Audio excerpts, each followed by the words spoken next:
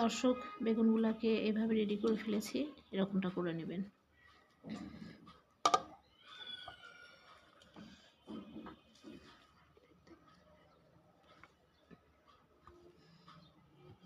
এখন বেগুনের এই ভিতরের অংশগুলো আপনারা চাইলে সিদ্ধ করে ভর্তা করতে পারেন, কিংবা সবজিতে দিতে পারেন, কিংবা ভাজিও করতে পারেন।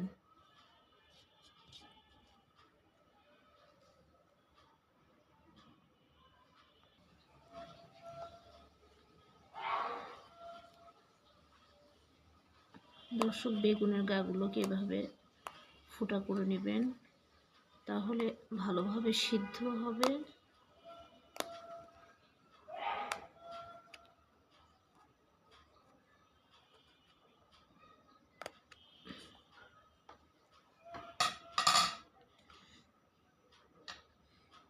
এখন আমরা প্রথমে দিব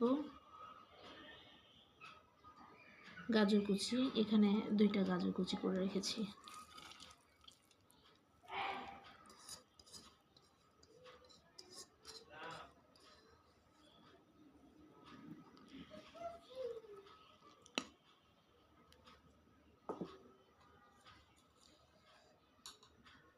তারপর দিব পরিমাণ মতো লবণ। এখন লবণটা দিয়ে গাজরটাকে একটু আলতো করে মাখিয়ে নিতে হবে, যেন গাজরটা নরম হয়ে আসে।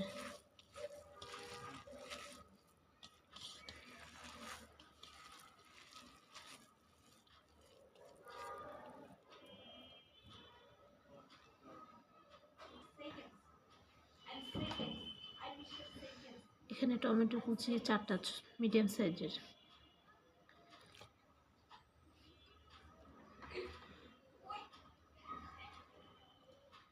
পেঁয়াজ কুচি নিয়েছি 4টা। এই পেঁয়াজগুলো হল পেঁয়াজ ফুলের যে পেঁয়াজ, ওই পেঁয়াজটা নিয়েছি।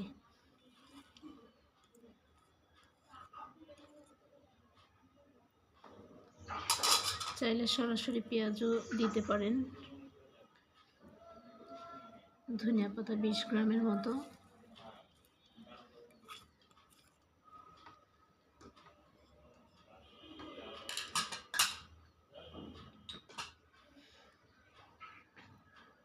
মরিচ কুচি 5টা।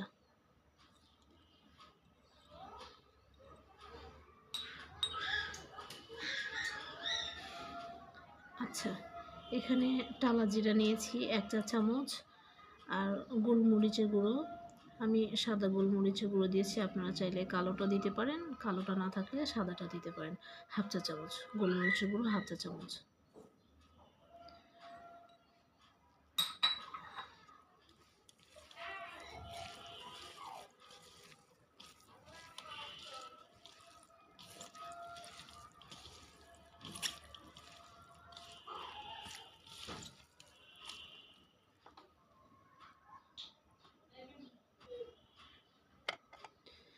এই রেসিপিটাতে ডিম ব্যবহার করব 3টা।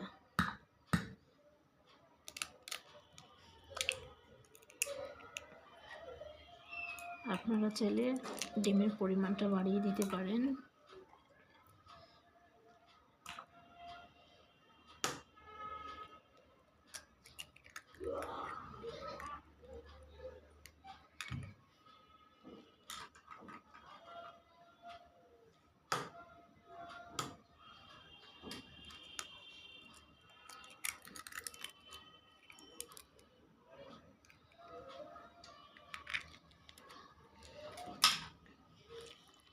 বেগুনের এই রেসিপিটা আপনি পোলাওর সঙ্গে খেতে পারবেন, ভাতের সঙ্গে খেতে পারবেন, এবং বিকেলের নাস্তা হিসেবে চায়ের সঙ্গে খেতে পারবেন। এভাবে সুন্দর করে ম্যারিনেট করে নিতে হবে। খুব বেশি মাখাবেন না, তাহলে পানি চলে আসবে। এমনি তো এখানে টমেটো আছে, তারপরে ডিমের একটা পানি আছে, সাদা অংশ, ডিমের সাদা অংশ।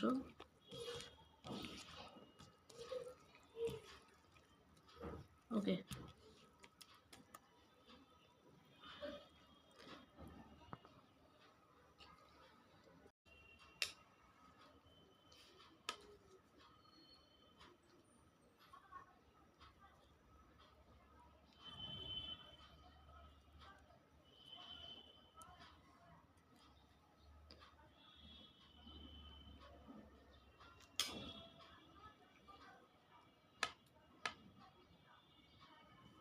সবজি দিয়ে বেগুনগুলোকে এভাবে এখন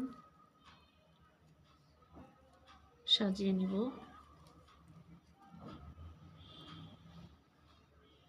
বেগুনগুলোর গা কাটা চামচ দিয়ে ফুটা করার কারণে কিছুটা ডিমের পানি বেগুনের গা দিয়ে বের হয়ে যাচ্ছে। আপনারা চাইলে বেগুনের গা ফুটা নাও করতে পারেন। তো যে মশলাটা আছে বেগুনের গা ফুটা করার কারণে মশলাটা বেগুনের গায়ে অনেক ভালোভাবে পৌঁছে যাবে।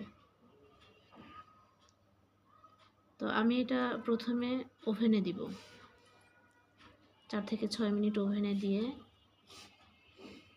হিট দিয়ে নিব। তারপরে ওভেন থেকে বের করে তারপর আমি